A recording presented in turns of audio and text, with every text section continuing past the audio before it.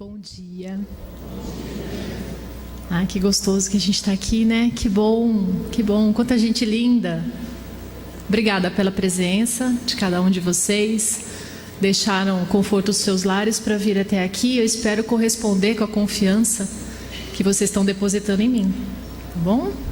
Muito obrigada mesmo. Obrigada ao convite, Gladys, mais uma vez. Obrigada a essa casa abençoada que nos recebe nessa manhã. Que sejamos todos bem-vindos, que Deus nos abençoe. Amém. Que possamos celebrar a vida.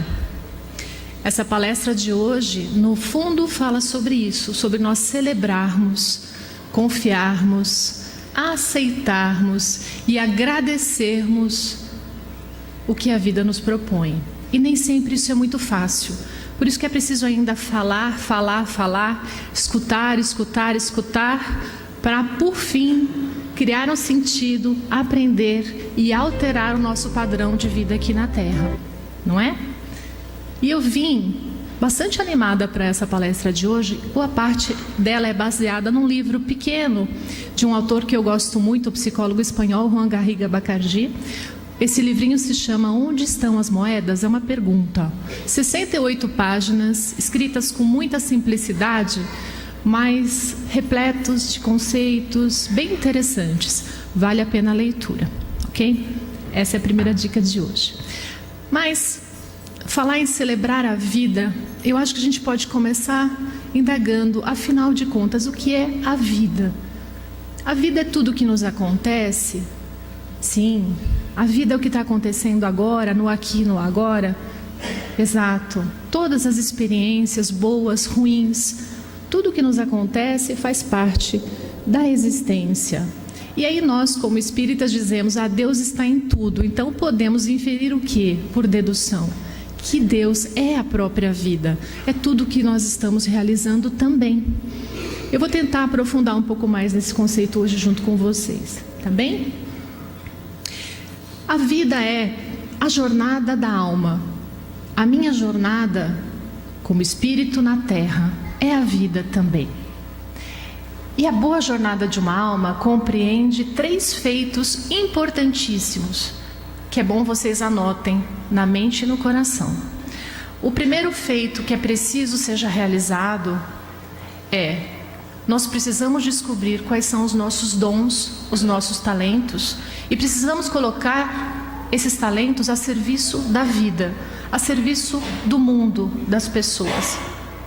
Aristóteles dizia que aonde os meus talentos encontram as necessidades do mundo, ali é o meu lugar. Então, aquela aeromoça, né, que gosta de viajar, que na verdade gosta também de cuidar das pessoas e que trabalha numa aviação aérea e faz tudo com muito amor e recebe os passageiros com carinho e serve com carinho e atende aquelas pessoas que parecem estar com medo. Lembremos que muitas pessoas viajam de um país a outro em busca de visitar parentes ou então, infelizmente, para um velório. E essas profissionais são muito importantes, porque quando elas fazem isso com amor, elas estão colocando um talento que é delas, que é deles, também tem os comissários, a serviço do mundo. Assim é com uma professora, com um professor, né? Assim é com um enfermeiro, com terapeuta ocupacional, com médico, com psicólogo. Usar os nossos talentos pelo bem do mundo.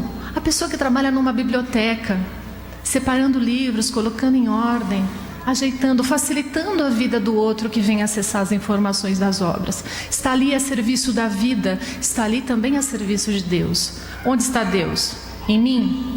Em vocês? Toda vez que eu sirvo, eu estou evocando Deus que habita em mim para trabalhar e evocar o Deus que habita em vocês. Essa é a primeira lição. Precisamos descobrir quais são os nossos talentos e colocá-los a serviço do mundo. Isso é emprestar um sentido à nossa própria existência. Pessoas que têm talentos diferentes daquilo que realizam, geralmente são infelizes na profissão, geralmente são infelizes naquilo que realizam. Acordam sem vontade de ir para o trabalho, não têm muita vontade de levantar da cama para realizar as coisas. Segunda lição, muito importante. Precisamos descobrir quais são as nossas feridas e cuidá-las, saná-las. Descobrir o que é que dói na nossa alma, o que ficou lá aberto, qual é a chaga que está exposta ainda. Como que eu posso descobrir isso? As mágoas, as tristezas, as lembranças tóxicas que invadem a minha alma com frequência. Eu preciso olhar para isso, cuidar disso, tratar, para então continuar a minha jornada mais plena e feliz. Faz sentido, gente? Muito bom. A última grande lição, o último grande feito que é preciso realizemos: aceitar. Precisamos aceitar o que a vida nos propõe, de bom e de ruim.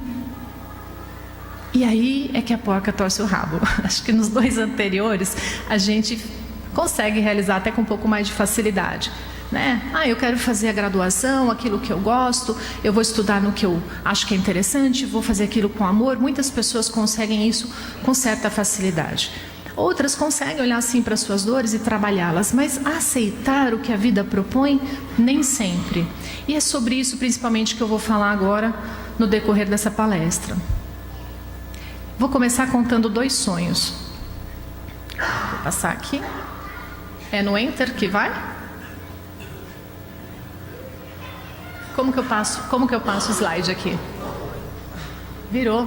Ih, tem que voltar um então. Maravilha. Agora foi.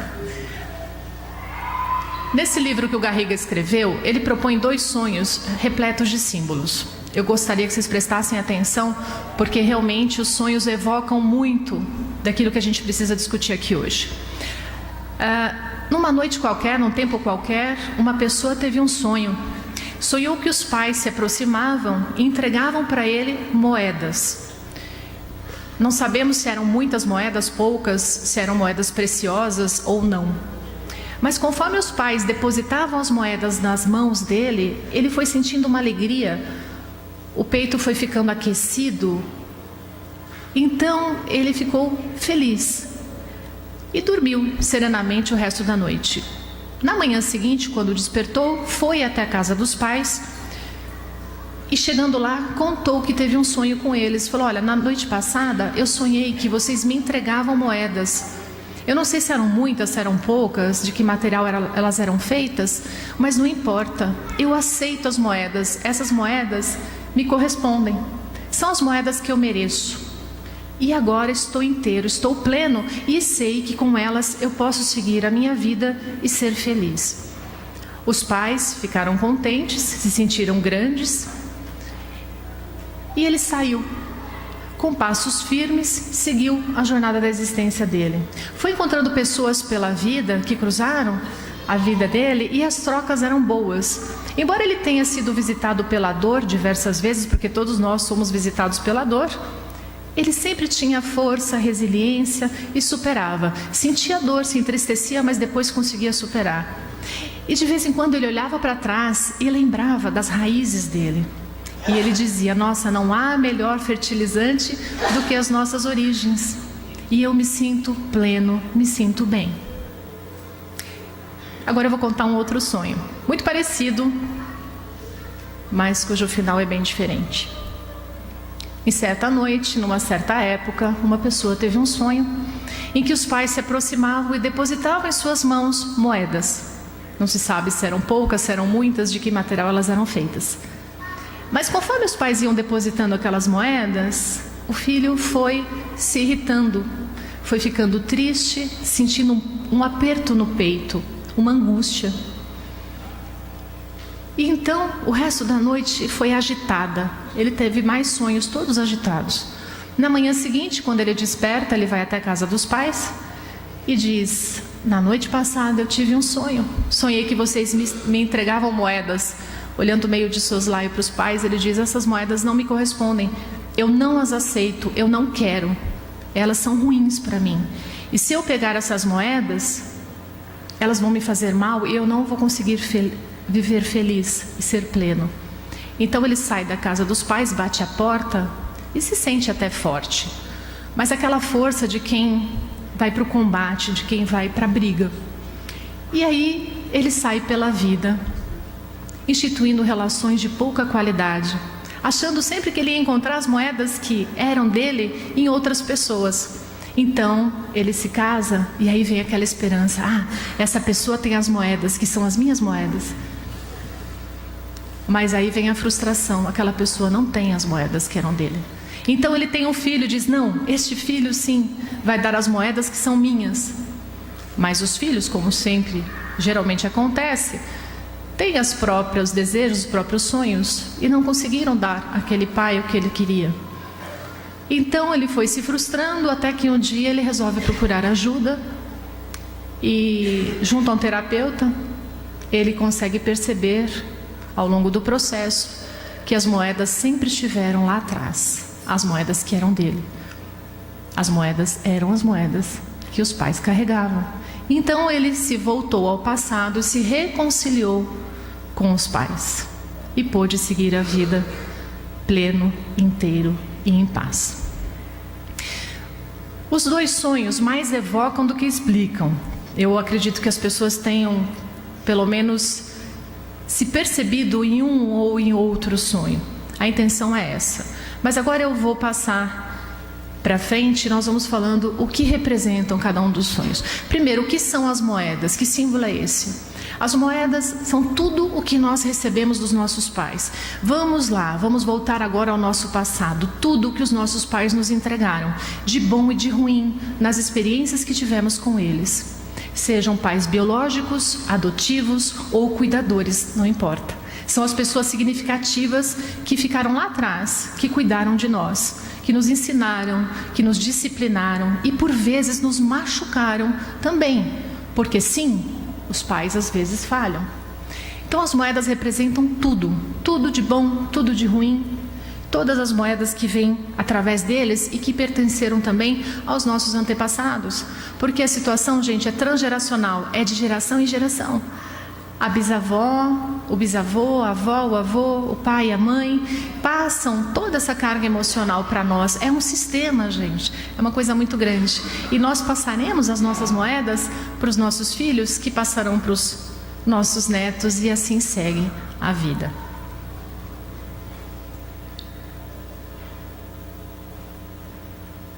Eu vou voltar mais um pouquinho.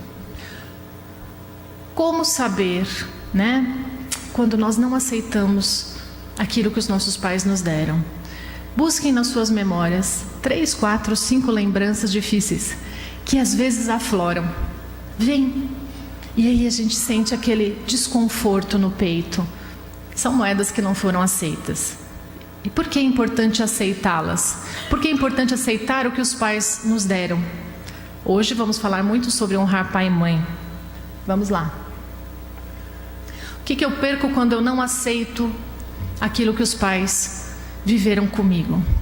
Somatização, vocês já ouviram falar nesse termo? Muito bem.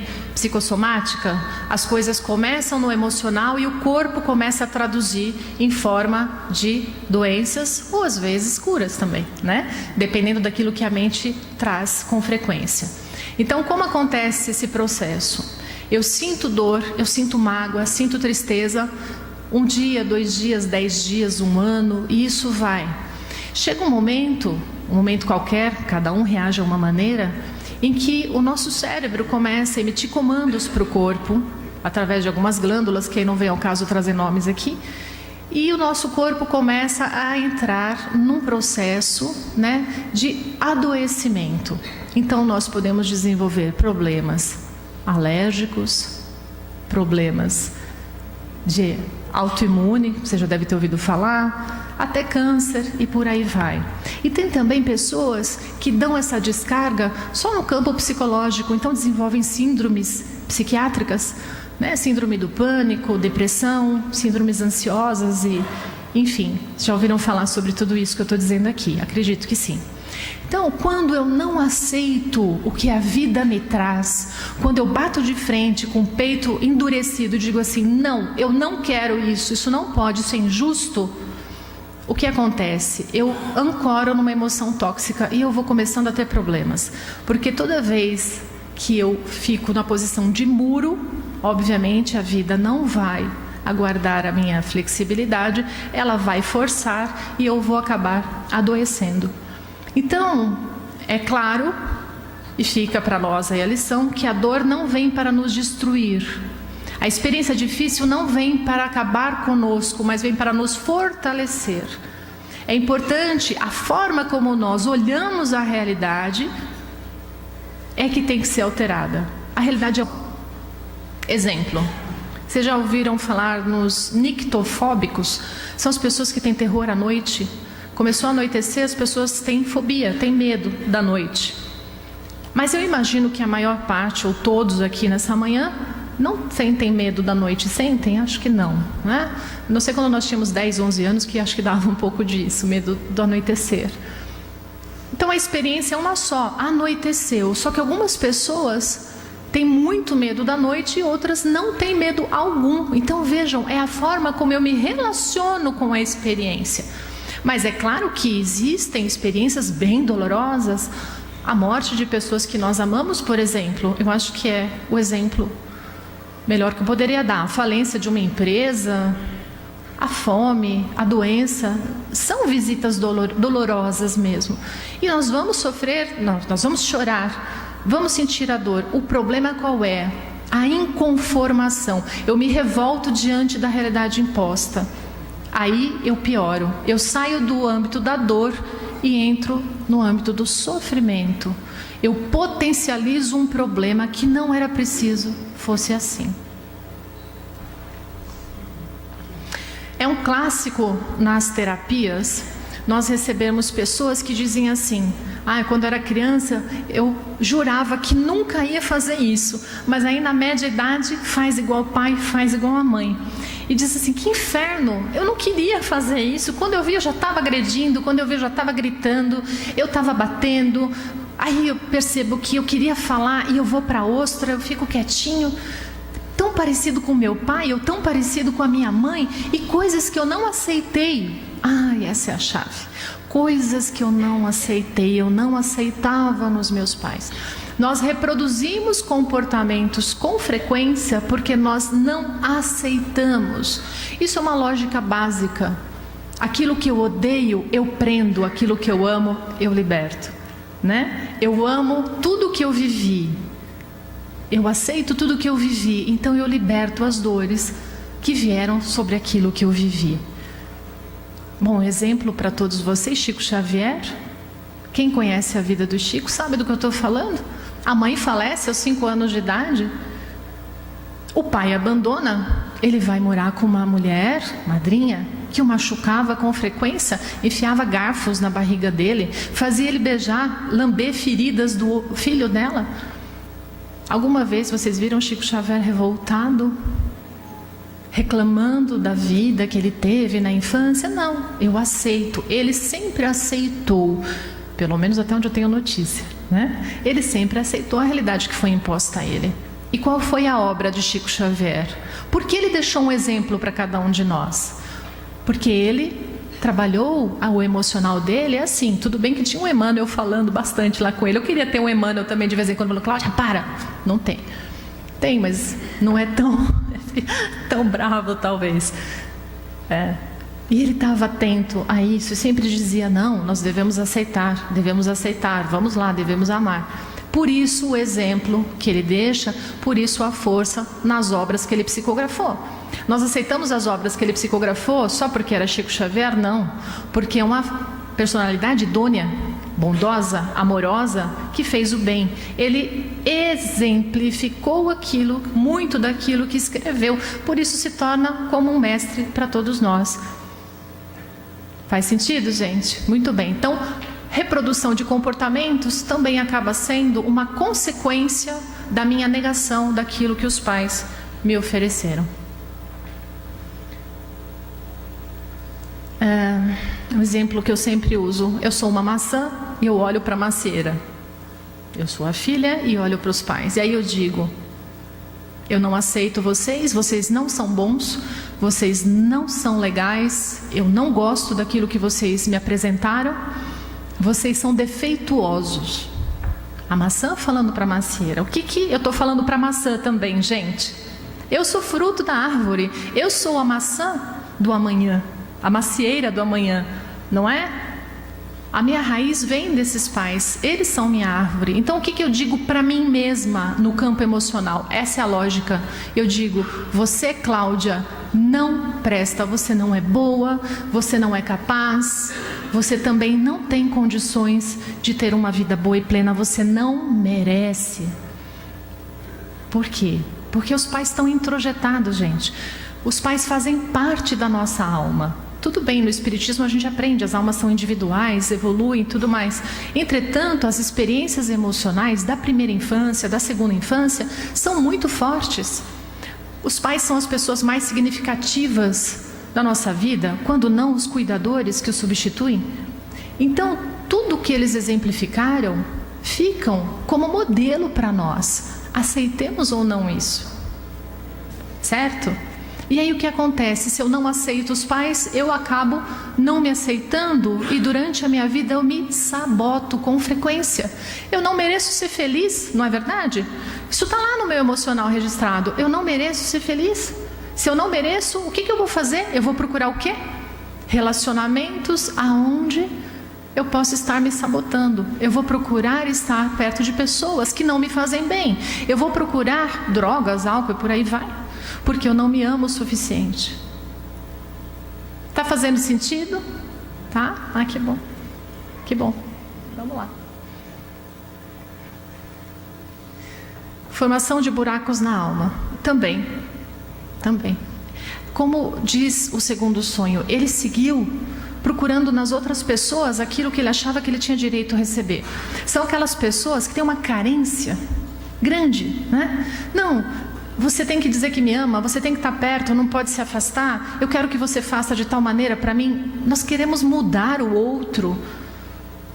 Isso é uma falta de respeito, mudar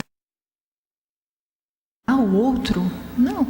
Nós podemos no máximo mudar a nós mesmos. Aliás, essa é a nossa grande tarefa, nos tornarmos seres melhores. Mas o outro é campo do outro. E eu preciso respeitar o outro com aquilo que ele tem, com as moedas que ele recebeu. E quando eu aceito o outro como ele é, aí então eu posso instituir um relacionamento de qualidade. Quando eu não aceito o outro, a minha vida e a vida do outro torna-se um inferno. Se nas coisas básicas esta pessoa não serve, ok, então nós vamos trabalhar um outro tipo de relacionamento. Mas nunca tentando com força e violência mudar a personalidade do outro. Isso não pode ser feito. As pessoas buscam também no trabalho, nos amigos, e formam aquele apego que a gente chama de apego ansioso, né? Um ciúmes, né? Uma possessão. Isso também faz parte.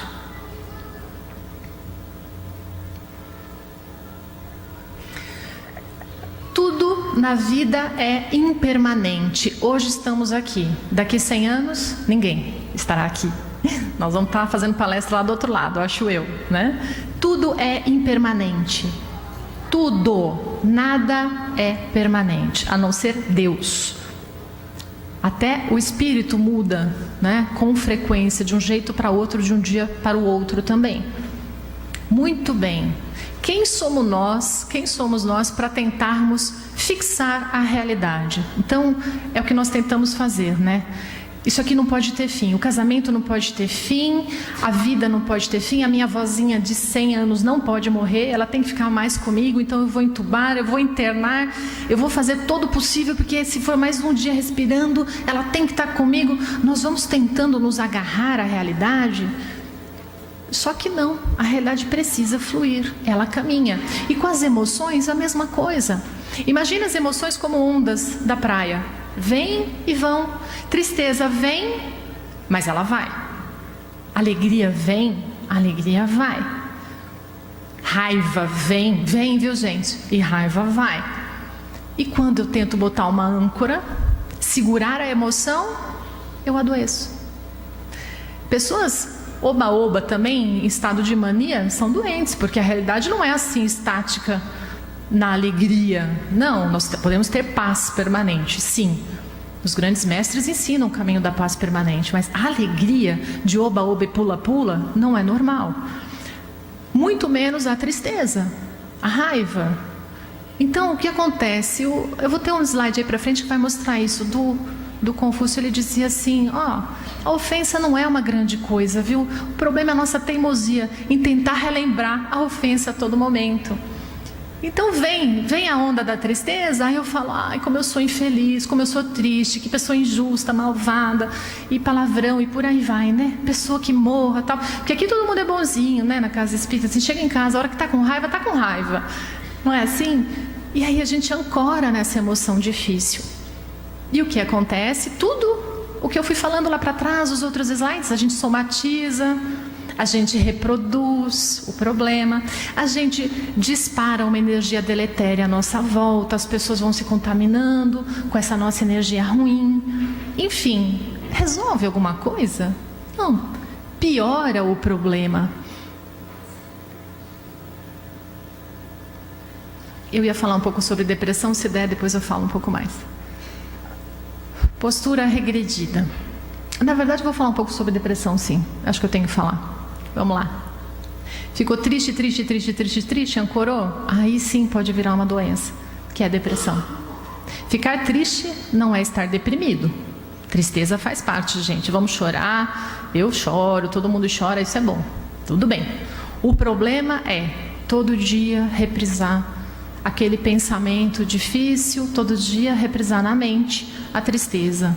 Chega uma hora que o sistema cortical, né, a nossa bioquímica cerebral, ela começa a se alterar a ponto de criar um circuito fechado de pensamentos, de sinapses, e aí quando a gente quer ficar melhor, já não consegue mais. O cérebro pega e puxa a pessoa para baixo. Então a máquina cerebral, ela está aqui para nos servir, não é para servir o espírito, para ele expandir na Terra, para ele aprender e se relacionar. Só que ela também pode ser uma âncora. O cérebro, esta máquina, também pode nos ancorar no problema. Mas depende de como eu alimentei a máquina, não é? A máquina é o hardware, eu sou o software. Eu ponho as imagens lá, eu ponho os programas nesse cérebro. O cérebro vai entendendo, nossa, como a Cláudia sofre. Nossa, que difícil. Chega uma hora que eu não quero mais sentir isso, então eu venho aqui no Allan Kardec, eu procuro os trabalhadores e falo, olha, eu quero um tratamento, porque eu estou com depressão. Ótimo, vamos lá, vai fazer o tratamento. A pessoa faz o tratamento e vai para a terapia também. Ótimo, vamos tratar a depressão. Só que a pessoa não consegue mais sair sozinha do processo, porque o cérebro segura ela nesta repetição de padrão. E aí a pessoa tem que tomar um psicofármaco, que é um remedinho que vai cortar um pouco este processo acelerado de pensamento para que ela sinta um alívio e aí, então o tratamento espiritual mais a terapia psicológica possam fazer efeito. Vocês vejam até onde a gente pode ir? Até onde pode chegar o sofrimento humano? Né? É interessante, gente, nós que trabalhamos com sofrimento e nós que sentimos a dor, é incrível a criatividade humana para o sofrimento. Tende ao infinito. Tende ao infinito. A gente tem uma criatividade para sofrer. Às vezes é por causa do cachorro. Tudo bem, gente, eu amo cachorro também. Mas às vezes não é só o amor ao cachorro. Às vezes é o apego excessivo às pessoas, aos animais, às coisas. E aí varia ao infinito também a qualidade do sofrimento e a intensidade do sofrimento. Importante. Vemos isso. Postura regredida. Também não aceitamos o que a vida propõe, não aceitamos o que os pais fizeram conosco, o que a vida trouxe. O que acontece? Eu regrido a posição daquela menininha mimada que diz para a vida assim, eu não aceito, pronto, acabou a brincadeira, a bola é minha. E fico no muxoxo na reclamação e não saio dessa poltrona da reclamação. São aquelas pessoas também, gente, que a gente não tem prazer de estar perto, não é assim? Começa a conversar e como você está? Você fala, por que eu perguntei como é que a pessoa está? Pronto, vem uma hora de ladainha, ai, né? Isso desde a artrite reumatoide até o, né? Tudo pega, tudo é um problema, tudo é uma dificuldade. Isso é uma infantilização, gente.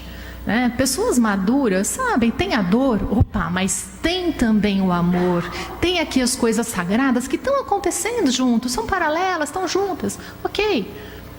Eu vou dar mais enfoque ao quê? né? Se eu sou mais infantilizada, ai, como eu sofro. E aí eu esqueço que tem tantas bênçãos do lado de cá. Porque tem. É impossível quem não tenha bênçãos. No mínimo o sol que brilha lá fora, hoje nessa manhã de outono, é uma grande bênção. A vida que nós temos aqui é uma grande bênção. 10 anos atrás foi encontrado um menino na Rússia, perdido. Parece que ele tinha uns 10 anos de idade, não se sabe. Ele estava com lobos, nu, numa floresta da Sibéria. Frio, né? Ele tinha as garras, assim, as unhas bem compridas, tortas, algumas quebradas, as presas descidas, ele grunhia só, e só conseguia correr de 4. Capturaram esse menino, que ele era perigoso mesmo, levaram para o hospital, prenderam ele, amarraram, sedaram, deram banho, cortaram o cabelo. Eu tenho as fotos, é impressionante. É um lobo, um animalzinho. Existem outros casos como o deste menino. E o que se descobriu? Que a gente só se faz em sociedade. A gente só anda, come e fala porque existiram os pais, porque existiram os irmãos, porque existiram as relações sociais. Porque se não tiver entre humanos, nós não somos humanos. É interessante isso, né? Um tigre não deixa de ser tigre, mas um humano deixa de ser humano. Se ele não se relacionar com o outro, porque o centro da fala cerebral, o centro, inclusive para conseguir pegar um talher, que são regiões cerebrais, não se desenvolvem se eu não tiver contato com outros seres humanos que me ensinem esse processo. Então, só por isso que me arrepia contar para vocês, já não temos tanto a agradecer a vida aos nossos pais, às pessoas que se relacionaram conosco desde a primeira infância? Se nós estamos caminhando e não de 4, é porque essas pessoas nos ajudaram, para que nós aprendêssemos a caminhar, para que nós aprendêssemos a falar, tanta coisa. E aí a gente diz, mas não me amaram direito.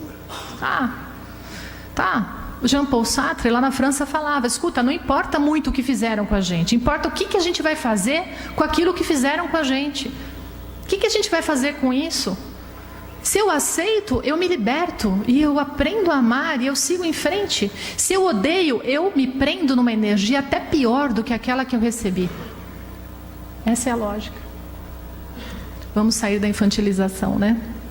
Olha lá, falei que era o Confúcio? Ele que falou. Eu acho tão interessante essa frase, né? Não é lá grande coisa mesmo. Siddhartha Gautama, o Buda, ensinava sobre a primeira e a segunda flecha. Não sei se eu já contei isso aqui, mas vale a pena tornar a contar. A primeira flecha, gente, é a experiência que chega. Então vamos lá, né? Uma mãe que fala uma coisa que nos ofende, um pai, um irmão, um professor, um amigo. A perda, né, de alguém que a gente ama, tudo isso é uma flecha dolorosa. Realmente, a gente sente e é impossível não sentir a dor da primeira flecha. O Gautama dizia, o problema está na segunda flecha. A flecha que nós produzimos, que nós fazemos. Que é aquela flechinha da inconformação, da revolta. E aí a gente fica assim, né, no peito. Ai, como eu sofro. Ai, nossa, ele me fez isso. E espeta. Nossa, ele me fez isso. Espeta. E vai. A pessoa já até esqueceu. Quem trabalha em mesa mediúnica, por exemplo, sabe do que eu estou dizendo. Tem entidades, espíritos que se apresentam e dizem, não, faz 300 anos. Como assim 300 anos que a pessoa, tudo bem, acabou com a sua vida? A gente entende a dor, mas quanto tempo está durando a segunda flecha? A pessoa que cometeu muitas vezes aquele crime já está em outra, já mudou de padrão, já pediu perdão, já reparou, já expiou o mal. E a pessoa que sofreu ofensa está sofrendo muito mais do que aquele que cometeu o crime. Onde a lógica? Onde a lógica? Se passar a régua, o que fica, gente? Falta de confiança em Deus, falta de fé na vida. Porque nós dizemos com frequência, eu acredito em Deus, acredito, nossa, acredito, acredito em Deus, poxa vida, tá bom. Então se existe Deus, existe o quê? Deus é o quê para ser Deus? No mínimo perfeito, né? No mínimo. Obviamente perfeito, soberanamente justo e bom, senão ele não seria Deus, seria qualquer outra coisa menos Deus. E se Deus é soberanamente justo e bom, onipresente, onisciente, está em tudo, a vida é injusta? Os pais não me correspondem?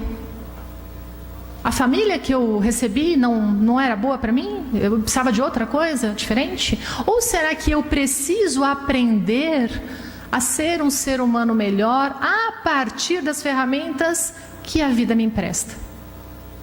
Fica aí a pergunta. Quando eu aceito tudo que eu vivi, eu começo a emprestar um sentido para a vida. A vida vai ter um novo sentido. É tão gostoso, gente, quando a gente passa por um sufoco. Já passei por vários, né? Quase 50 anos, já dá um monte de sufoco aí na lista. Mas, por exemplo, eu passei pela falência de uma empresa. Quem já passou por aí sabe como é que é. Nossa, que dor. Mas hoje eu olho para trás e eu falo, que bom que ela faliu. E não é que eu enlouqueci, mas é que porque ela faliu, eu fui para psicologia. Eu peguei os meus talentos e fui trabalhar em outra área. Ai, sofri, viu, gente? Muxoxo, reclamação, infantilizei, chorei, fiquei presa lá no túmulo da empresa. Até que eu falei, não está resolvendo, né? A gente resolve ser um pouco mais inteligente, que a inteligência emocional é uma inteligência. A gente resolve ser um pouquinho mais inteligente. Eu disse, não, o que eu sei fazer? O que eu sei fazer? Eu falei, puxa, eu sei trabalhar na casa espírita, é lá que eu vou. E foi o que eu fiz. Não ganhava nada de dinheiro, mas obviamente ganhei muito em outros aspectos, né? E aí fui fazer psicologia. E estou aqui falando com vocês. Quer dizer, que bom que a empresa faliu, né? Que bom. É legal poder olhar para trás. Isso os mais jovens têm um pouco mais de dificuldade, né? Porque não estão tão distantes da experiência difícil. Mas nós que temos um pouco mais de idade, podemos olhar para trás e falar assim, Deus ali, olha Deus lá, olha Deus na dor, que legal, Pai, que bacana. Olha Deus aqui. Pena aqueles que chegam na Idade Média ou mais adiante e não conseguem ter essa sacada, né? Porque vão sentindo mais dor. Não que sejam piores ou melhores que os outros, não é isso, gente. Porque aqui somos todos muito parecidos, né? Todos feijõezinhos do mesmo saco. Uns mais furadinhos, outros mais inchadinhos, mas somos todos feijões. A diferença qual é? Uns sofrem mais, outros sofrem menos. E não precisa. Não precisa. Mas o planeta é de provas e expiações. O planeta é de provas e expiações, mas não é só isso, não. O planeta também é de muita alegria, também tem paz, também tem bênçãos. A gente vai ficar só nessa fala de ou é prova ou é expiação? Puxa, não, também tem bênção, né? Temos que olhar para isso.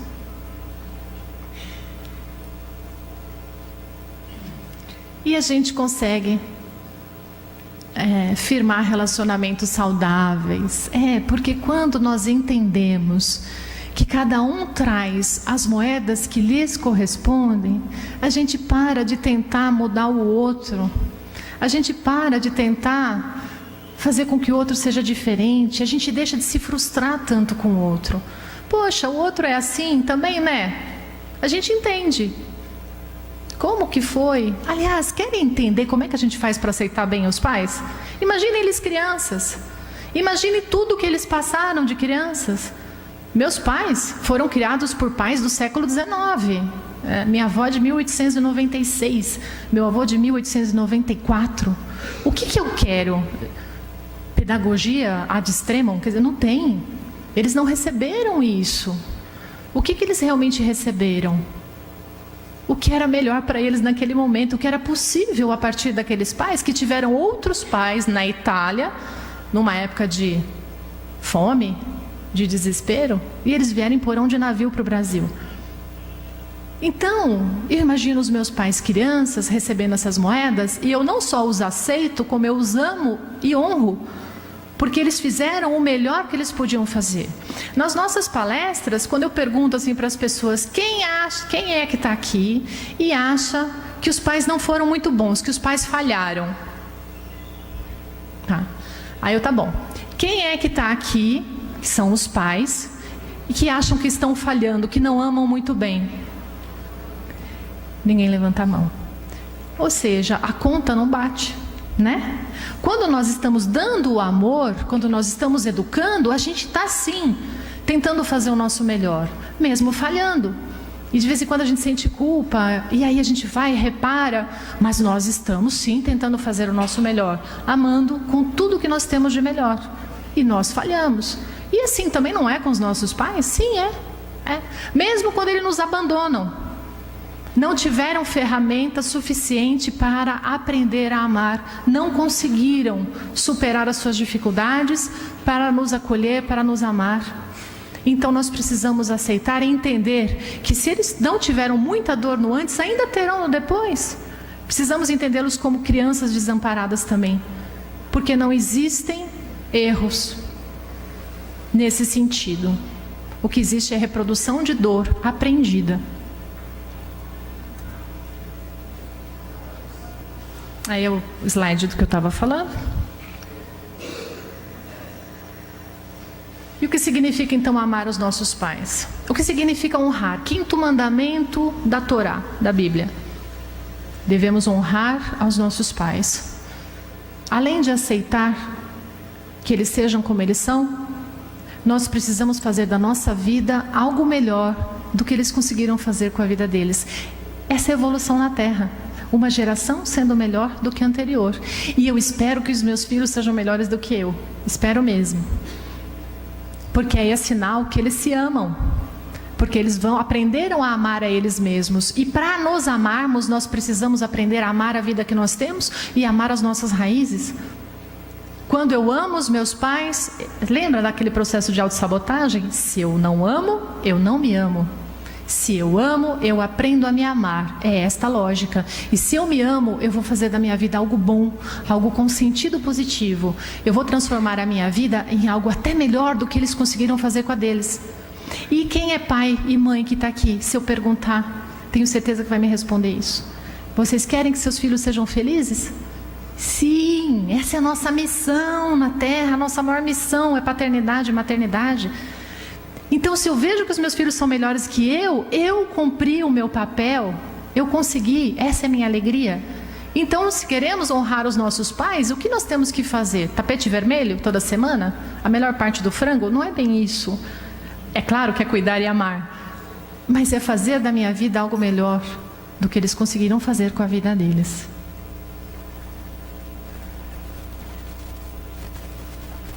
Qual seria o sentido, então, desse aprendizado de hoje, gente? Aceitação. Vamos ter os nossos sonhos, vamos buscar os nossos sonhos, realizá-los. Vamos, como eu disse lá no comecinho, né? Fazer uma boa jornada da alma aqui na Terra. Vamos descobrir os nossos talentos, utilizá-los. Vamos descobrir as nossas feridas, que é a palestra de hoje, e saná-las. Devem ter outras feridas por aí, eu sei, mas precisamos descobri-las e saná-las. Não adianta botar dentro da gaveta, embaixo do tapete, porque lá as coisas não se resolvem. A gente precisa olhar e trabalhar a aceitação. Aceitar, terceiro ponto, tudo o que a vida nos propõe. Esta é a lição de hoje, mas não quer dizer que é uma passividade. Não, claro, às vezes precisamos nos afastar de coisas que nos fazem muito mal. Eu entendo.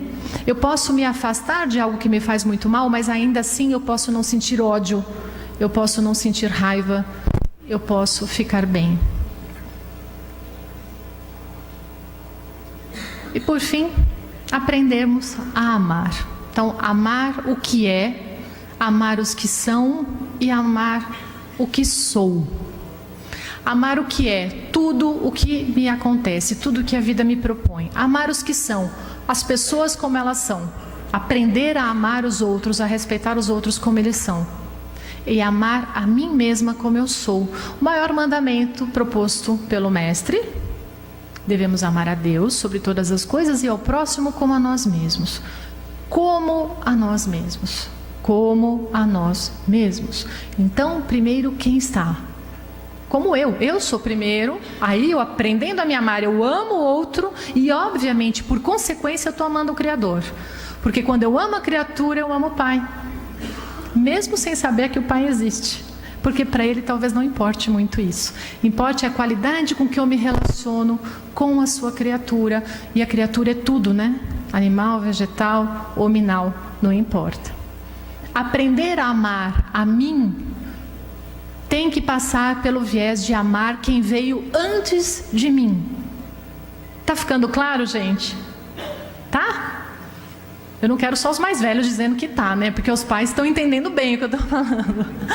E os filhos, está fazendo sentido? É muito importante isso.